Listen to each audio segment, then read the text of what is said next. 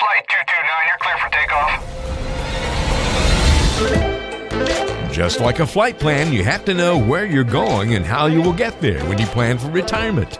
Let Ryan Fleming help you chart out a course for your retirement with his intimate knowledge of financial planning and the airline industry. It's time for the Pilot's Advisor.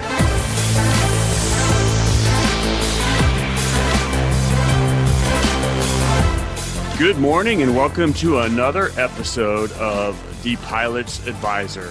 And we are recording today from my new location in Lake Lanier, Georgia, which is just a little bit northeast of Atlanta. I'll be living here for 10 months while my wife is doing an internship with Georgia Power for the U.S. Air Force.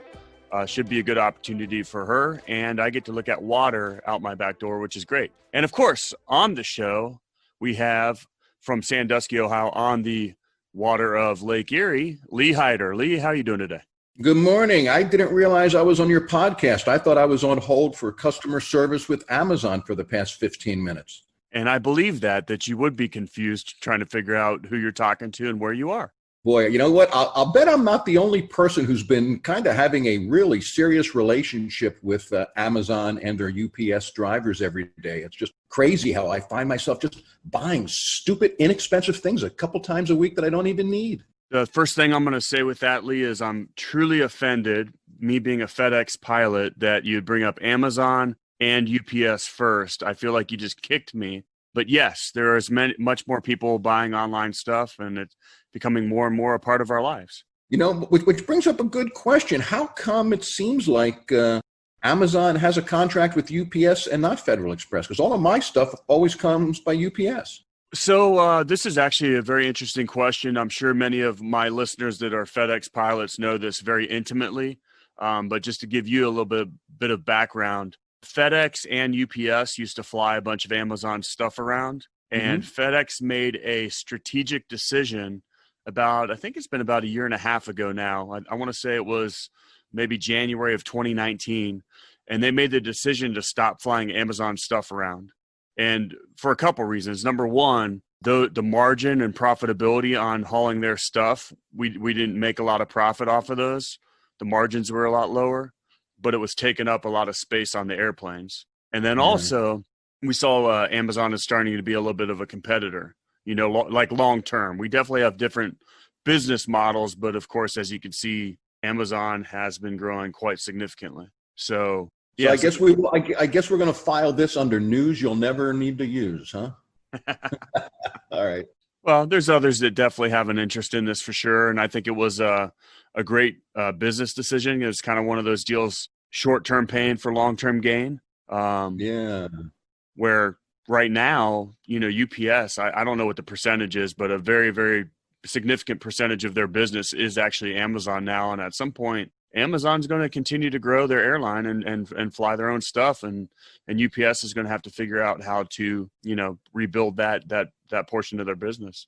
Yeah, very, very dangerous business model. And speaking about dangerous, as I'm looking outside my sliding glass door windows on the shores of Lake Erie, it actually looks like October. I mean, we have gray skies. The winds are blowing at about 20 miles an hour, and I can see nothing but whitecaps. So this is certainly not a beach or boating day here in Sandusky, Ohio. So I guess instead of going boating and beaching, I'll spend a little bit of time with you and maybe some of your listeners. Well, we appreciate that, Lee. You're starting to become a regular on the show, and that's because you're willing to, you know, be on the show. But also, I think that you bring some interesting conversation, some interesting insight, and I need to get some feedback from my listeners. So I'm asking everybody that does listen to the podcast: should we can Lee, or should we keep him on the show?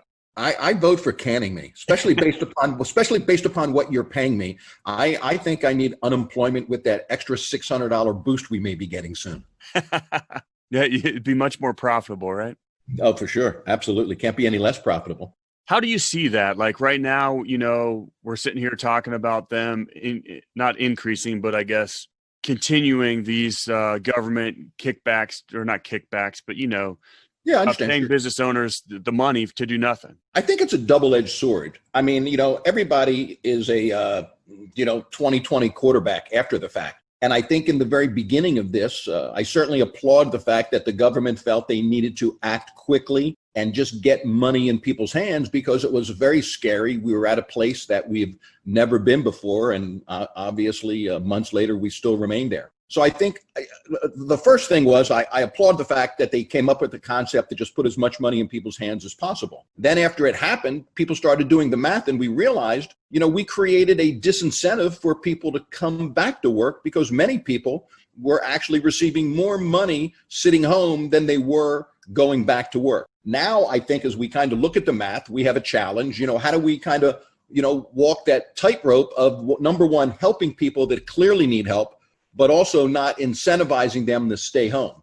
So I certainly think the government just has to do something. But again, it's a little bit above my pay grade to kind of, pretend I have a good crystal ball or a good answer for this. Yeah, and I think this, for me, comes back to the whole tough love thing. I mean, what you're talking about has become a major issue for these business owners, because now, whether it's restaurants or just like, small mom and pop type shops, they can't get any of their employees to come back to work because they're getting paid more to stay at home, which further kicks the can down the street for those businesses, and or those businesses are going to fail. So what I look at it is the unintended consequences of some of the decisions we've made. I agree with you that the government did need to step in and do something initially, but I think we're at a point now where we're looking at our new reality, and we need to make some tough decisions, because despite what many people think out there, none of this is free. It is going to have to come back from taxpayer revenue. Sure. And we are getting more and more and more in debt, and it's going to become unsustainable. And I think the big problem here, from 10,000 feet looking at it, is the final chapter has really not been written yet. I mean, on one side of the coin, people have a sense that things have kind of gone back to normal to a degree. You're no longer a prisoner in your house. Many of us can go to a restaurant or a bar. There are certainly limitations. But I think in the final analysis, as we approach the school year, and the next topic of conversation on the news today is, should we or should we not send the kids back to school? I think the big issue ultimately is going to have to be addressed of, did we overreact? We certainly know that people are going to get infected by the millions. We know people are going to die.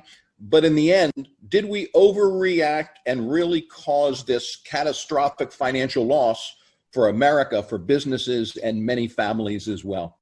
Well, and, we all have our different feelings about this. I definitely think it's been a massive overreaction. I think that it's very politically driven now. I actually saw a meme, and it was saying that, this doctor and this other individual was sitting here discussing the coronavirus, and he was asked, "Doctor, how long is this going to last?" And the doctor looked at him and said, "Well, I don't know. I'm not a politician." Well, unfortunately, here at the Fleming Financial Group, and me being the pilot's advisor, I believe in capitalism. I believe that people need to work. I believe that there has to be an incentive to go to work, which means not giving away stuff for free. Because, if everybody got stuff for free, I mean, we could all just sit around and play video games and eat bonbons, but that doesn't drive an economy. And, sure. Go ahead. No, I was going to say, speaking about being a pilot, I'm always intrigued. I always come back to you flying and where you're going. Where are you going next? I actually don't have anything on the books right now. I'm going to do some recurrent training in Memphis next week. My wife has actually been TDY for a couple of weeks. She's doing some work in DC. So I've been getting to relax and enjoy my home office with my children for a while, which has been very nice. But things on the road are very, very crazy right now. That's for sure. Have you ever wanted to learn more about the academic approach to investing and saving and planning for retirement that Ryan talks about here on The Pilot's Advisor? Well, if so, go visit pilotsadvisor.com. pilotsadvisor.com. You can watch a quick webinar on the academic approach to investing. It'll show you how not to speculate and gamble with your money. It's all based on Nobel Prize winning research. Only takes about 10 minutes to get through the video and watch it. Going to be worth your time, I promise you. Go check it out right now, pilotsadvisor.com. It's a webinar that covers that academic approach to investing. pilotsadvisor.com. All right, back to the show. Hey, again, I'm probably not the only person who you're communicating with that is over 60. So I've got to bring you back when you said your wife is TDY. What does TDY mean? I knew you'd ask that. Actually, TDY is a military term that, and for those listeners out there that don't know this, my wife is still active duty Air Force. She's a C-17 pilot, graduated squadron commander, and she's doing a temporary duty, which is TDY, in Washington, D.C. to prepare for this fellowship that she's going to have for the next year. Hey, if your wife was on this call with us and I asked her what I'm about to ask you, how would she answer this question? Which one of you are really a better pilot? Oh, she knows the answer to that for sure. Which is? I hope she's not listening. That I'm a better pilot, of course. Okay.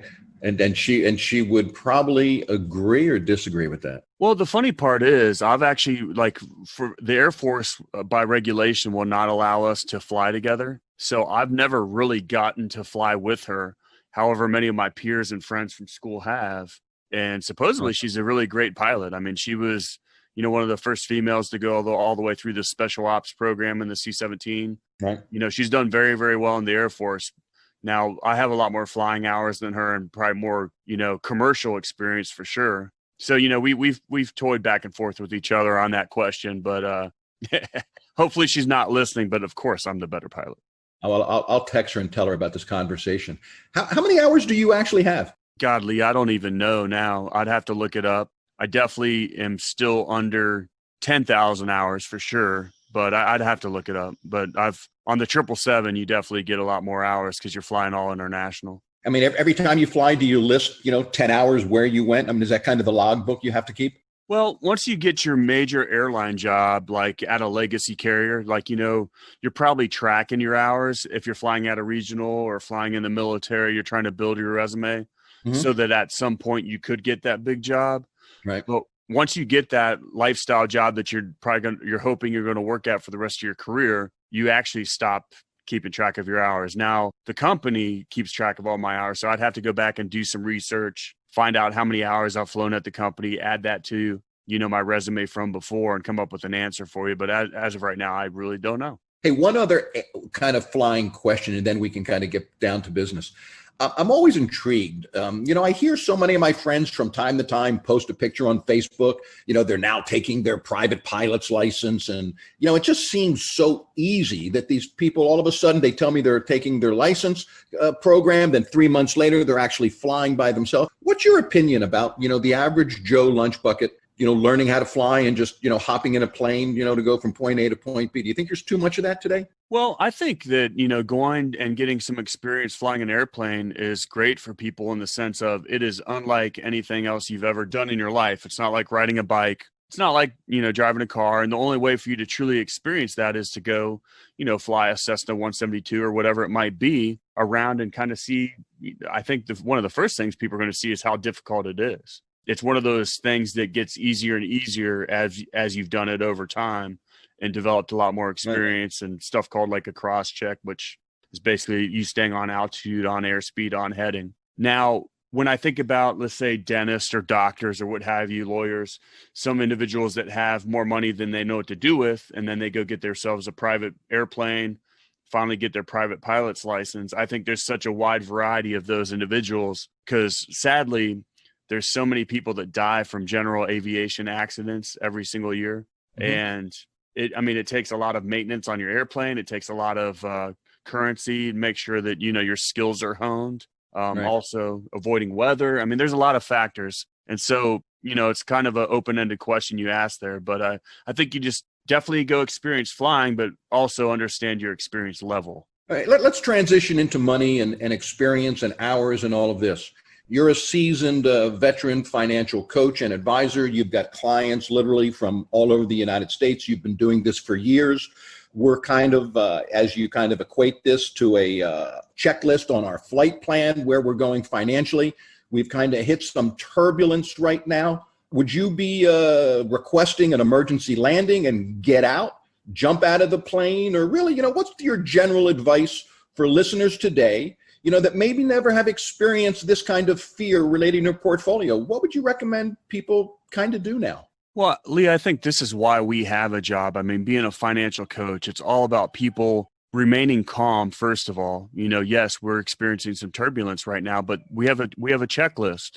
that we need to go through to make sure that we can land the plane safely, so that we can land in retirement safely. And, so much of that is staying the course with your plan that you had before. I mean, people want to panic and do stuff that was never in the plan, jump out the window, what we call in the flying community is roll and pull, meaning like roll inverted and pull right into the ground and kill yourself. So, but no, we have to stay calm. We have to ride the storm out and let our portfolio that has been built for this do its thing. Well, let me ask you a question. Let's assume you got a phone call today and it was one of your clients that you've worked with for 10 years.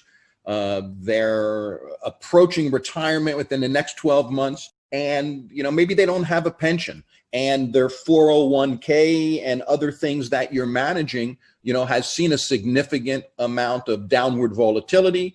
And they ask you, Ryan, should I get out of the market now, or should I just maybe go to a more conservative portfolio, or maybe I should just, what would you advise somebody who really has genuine fear? Well, and I think there's a lot of ways to look at this, because there's many issues involved in that. First of all, it's great that they are not retiring right now while the market has been down, because, once you start pulling from that portfolio and say you retired right before the coronavirus, you'd be in a much different shape than riding out this storm. And we're almost on the other side of the storm. I don't know how long this coronavirus stuff's going to continue on, but we've actually recovered quite a bit of what was lost back in March. I don't know what your numbers are, and we've discussed that, but if you stayed the course and you didn't panic, a lot of your portfolios come back. Right. Also, another question that I'd bring up is what is that individual's risk tolerance? We want to make sure that they're invested at their risk tolerance that's appropriate for them. Mm-hmm. Go ahead. No, I was going to say, and how about if your client comes to you and says, look, I'm looking at my statements and it really seems like my international holdings is really down significantly more than the U.S. domestic positions. Maybe we ought to sell all of our international and throw that money into maybe the S&P. What would you say to that client? Well, have you ever been asked that question before, Lee? I have, and I know you have a much better answer for me and your listeners. That's why I gave you such an easy question. So what we do, we look at things from an academic perspective, and we can't make short-term emotional decisions off of what's going on in this 1 or 2 year period. We invest academically for the long term, and historically, international returns have outpaced U.S. returns. Now, you can look at different time periods and make an argument either way, but over the long term, that is the case. But it's not just that, Lee. It's about being truly globally diversified. You don't want all your money in U.S. stocks, even if they're performing that much better right now, because you want to be diversified, because U.S. stock market might, decrease for the next 10 years, where international might have a great 10-year period coming up. And there's no way to predict that, but we don't want all our eggs in one basket. So what you're really saying is you want to have a plan going forward. And even though something may change in the interim, you want to stick to that plan. You have to have a plan. You have to have a financial outlook and feeling about how you see investing, and stick to that plan. Because if you're not sticking to that plan, kind of like we talk about with the diet, if you're not sticking to the diet and the plan, you're not going to lose that weight. Well, hey there. We hope you're enjoying listening to the Pilot's Advisor today. Just wanted to take a quick moment from the show to remind you that if you have any questions ever about what Ryan talks about on the program, need any assistance with your financial planning, need some guidance to get to and through retirement, or whatever financial questions might be on your mind, don't ever hesitate to reach out. The simple way to get in touch with Ryan is to pick up the phone and call or text 843-475-3038. Again, that's 843-475-3038. You can also find Ryan online at FlemingFG.com. That's FlemingFG.com. And as always, we put contact information to get in touch with Ryan in the description or the show notes section of the program. So just check it out on whatever app you're using, and it's easy to get in touch with Ryan. All right, now back to the show. When you refer to a plan, are you talking about what specific holdings I should have, or are you talking more about a philosophy that I want to have guide me through this process? Well, a philosophy starts from the very top, and then you build down from there. And at the very bottom of that, I think, is where you get to your actual portfolio and the different asset classes you hold. But an investment philosophy, kind of like an investment philosophy statement, is from the very top, do you believe the market's predictable? Or do you No, think that the market is totally random? Because you got to decide that from the very top. Do you want to work with an advisor that says, hey, trust me, I can take all your assets and I can predict the future. I can predict and stock pick which ones are going to outperform the market, which by the numbers has shown that advisors can't do. So, or do you believe that the market is totally random and you want to take an academic approach to investing? Quite often when a client comes in my office and I ask them a very simple question, do you believe the market is predictable or do you believe the market is random? I mean, everybody will always tell me that they believe the market is fairly random. But interestingly enough, when I do an analysis of their portfolio, we find that they're not embracing diversification, that the way they have allocated their investments is as if they believe the market is predictable, because most have very little, if any, in international positions. Most of what they have invested in the U.S. is in large cap S&P positions, very, very little in small companies, small value companies, micro companies. So it's very interesting that quite often what people say is very different than what they're actually doing. And sadly enough, many of them don't even know that. They don't even realize the way their portfolio is invested is not embracing diversification as they really said to me they really thought they should be investing. There's nothing I hate more than somebody that says they're going to do something and then they don't do it. But I think in fairness to them, it's not that, they don't want to do it. It's sadly they think they are doing it, but they've never really had what I would call a second opinion, getting a checkup from the neck up, concerning their portfolio. Well, and that's why. No, I'm sorry. Well, and I was going to say, that's why it's so important. Our job is when we actually sit down with a client, I know you do this as well, where we actually teach them and show them the numbers from the front end so we can actually take their portfolio and break it apart and show them what exposures they have to different asset classes and ask them the questions, why are you doing this or why are you doing that? And maybe showing them a better way. No, very interesting. I will say to somebody who may come into my office and they are singing the praise of their financial advisor and how they feel they're doing in their portfolio, I will ask them point blank, do you have enough confidence in what you're doing to actually get a second opinion and let somebody else actually look over your shoulder? And quite often these people are very, very surprised in the fees they're paying, the lack of diversification, how much they've allocated to the U.S. versus international position. So, again, I challenge all your listeners, do they have enough courage in what they're doing, if they're not a client of yours, to really get a second opinion? Well, Lee, we both analyze portfolios. We do something called a portfolio MRI, where we actually dig into a prospect's portfolio and kind of teach them and show them what they're actually doing. And my experience, and I'm talking, I've done thousands of these, but I see the same thing over and over again, and that is having way too much exposure to U.S. large cap stock and not being really very diversified. What has your experience been? God, it's like a mirror. I would agree with you. Again, I'll just, I'll sound like a broken record, but I'll ask them, do you think it makes sense to be globally diversified, or do you think it makes more sense to have all your money in the U.S.? And everybody says, no. Of course you need money, outside of the U.S. and in foreign markets. But it just blows me away how little money they really have overseas, as if there are no other markets than the U.S. market. It's very sad. Yeah, and there's been some debates recently about what's going on in the marketplace globally. And, a lot of people think that the international markets are not going to come back for a long while. And interestingly enough, since we shut down the consulate in, the Chinese consulate in Houston, they're predicting that the Chinese market's that's going to be a lot more detrimental to us than the Chinese markets. But also, even if the international marketplace was not going to recover for a while, what's actually happening is an opportunity to buy much of those, having a lot of international exposure at a very decreased price. And go ahead.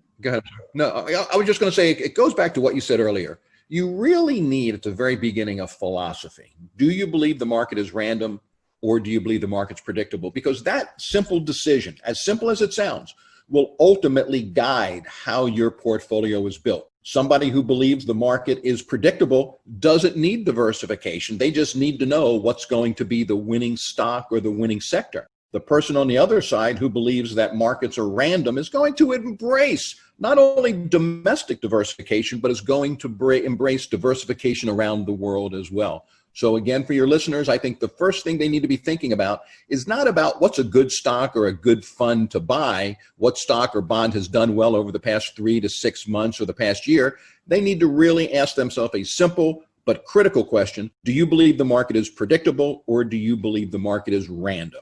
That sets you on the path to building a much healthier long-term portfolio. Well, I absolutely agree. And since you're the king of analogies, one of the things I like to think about is from a baseball perspective. You know, if you have an advisor out there that's trying to stock pick and predict the market, you kind of have your home run hitter out there versus what we do, which would be a much more long-term approach, academic approach, is kind of more like a leadoff hitter. So for us to put this in perspective, you know, if you're stock picking out there, you're kind of like that number 4, number 5 hitter that's gunning for the fences, and you're either going to strike out or hit a home run. And the far percentages, even the best home run hitters out there, are that you're going to strike out more times than you actually get a hit, versus being that leadoff hitter or that number 2 hitter that gets on base a lot more, hitting doubles, singles, you know, and they're just constantly moving forward. And sadly, when you're building an investment portfolio and you're looking at trying to get, you know, land safely in retirement, you can't afford all those strikeouts because they're unrecoverable sometimes. Right. You know, I think a good metaphor would be, you know, somebody who happens to be in Las Vegas and they went there for 3 or 4 days, you know, with their spouse for just a little bit of fun. You know, you can ask them, you know, throughout their 2 to 3 day period how they're doing. And it always seems like, you know, they're up. But you see that same person at the airport. Now their justification is, well, I lost about the amount of money that I thought I would over this 3 or 4 day period. You know, so it's easy to make money, you know, in the short term. But again, as an investor, you're not going to be measured by your success, how you did last week or last month. You're going to be basically measured as it relates to your retirement, the quality of your portfolio long-term to give you the income that you're going to need, hopefully, for a long, healthy retirement. Which is why it's so important to focus on the long-term and make decisions that are going to help you on the long-term. I actually had a client recently, and I want to know how you'd handle this, Lee. I had a client recently was, you know, out there and doing some stock picking and buying some stocks here on the side, and was telling me how he was up throughout this whole coronavirus pandemic. How would you handle that? Well, again, you know, that's fine. You know, he's up over the past 2 or 3 months. I think, you know, the final chapter of his success has not been written yet until down the road. So as I've said before, you know, anybody can get lucky, you know, and we all have friends, and maybe even ourselves from time to time, we got a hunch or something and we kind of threw a little bit of money at something and we made money. But there's a big difference between luck and academic long-term research. You know, I'm not going to bank my retirement on a lucky hunch. I'm going to use good academics all the time. Yeah. And you know, I've noticed that pilots, especially, all they want to talk about is that stock pick or that stock that they bought and they made money off of, but they don't want to talk about all the other times that they picked a stock that was a dud and they lost all kinds of money. And we tend to focus or think about those good ones versus the bad ones. And you got to add all that up when you look at your overall stock picking return portfolio. You know, it's what I call fuzzy math. You know, everybody knows how much money they made, but they just can't really figure out long-term how much money they've lost by playing these long hunches. Exactly. Lee, I appreciate you being on the show today. Next show, I want to talk a little bit about longevity risk. So I'll let you study up on that. And once again, if any of the listeners out there would like a portfolio MRI, would like us to analyze your portfolio, and or would like to give us a suggestion on our future show, please reach out to us, and Walter will give you all the information. Thank you guys very much. Have a good one. You've been listening to The Pilot's Advisor, featuring Ryan Fleming, a financial advisor at Fleming Financial Group, serving clients worldwide, but based out of Charleston, South Carolina. If you have any questions for Ryan on what we've talked about on today's show, maybe a future topic idea, or want to talk more about getting a complimentary review of your financial plan, here's the best ways to get in touch. You can go online to the website FlemingFG.com. That's FlemingFG.com. You can also email Ryan. It's simply Ryan@FlemingFG.com. Or you can call or text to get in touch. 843-475-3038 is the number. That's 843-475-3038. Thanks for listening to The Pilot's Advisor, and don't forget to subscribe on your favorite podcasting apps. We're on Apple Podcasts, Spotify, Google, Stitcher, TuneIn Radio, and many more locations. So whatever app you like to use, search for The Pilot's Advisor podcast today and subscribe so you never miss an episode. Information is for illustrative purposes only and does not constitute tax, investment, or legal advice. Always consult with a qualified investment, legal, or tax professional before taking any action.